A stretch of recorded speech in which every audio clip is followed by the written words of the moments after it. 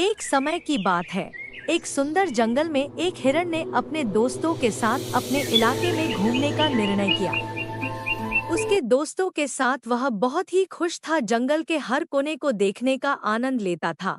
एक दिन जब वह और उसके दोस्त जंगल में घूम रहे थे, तभी एक भयंकर शेर उनके सामने आ गया।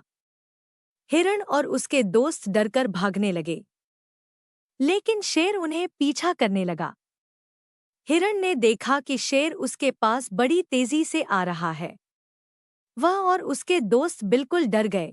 हिरण ने अपने दोस्तों से कहा, हमें कुछ करना होगा, शेर हमारे पास बहुत तेजी से आ रहा है। उसके दोस्तों ने कहा, क्या करें, हम तो उसके सामने कुछ नहीं कर सकते। हिरण ने कहा, नहीं, हमें अपनी हिम्मत को हार नहीं मानना चाहिए। हमें उस शेर को समझाना है कि हम उसका शिकार नहीं हैं। इसके बाद हिरण ने अपने दोस्तों को उस शेर की ओर देखने के लिए कहा। उसने शेर की आंखों में देखा और धीरे से बोला, हे शेर, हम आपका शिकार नहीं हैं। कृपया हमें छोड़ दें।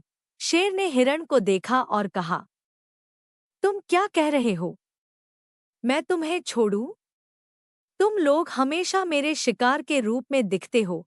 हिरण ने कहा, हाँ, हम जंगल के एक अहिंसात्मक संजीवनी हैं।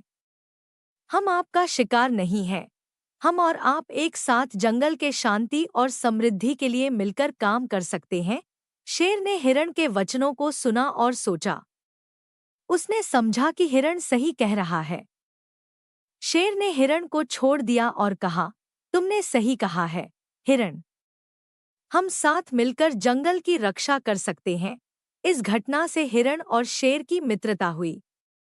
वे एक साथ मिलकर जंगल की सुरक्षा और समृद्धि के लिए काम करने लगे। इस कहानी से हमें यह सीखने को मिलता है कि हमें हमेशा अपनी हिम्मत को हार नहीं मानना चाहिए। हमें हमेशा अपनी बात कहने का साहस रखना चाहिए, चाहे वह कितनी भी मुश्किल हो, और हमें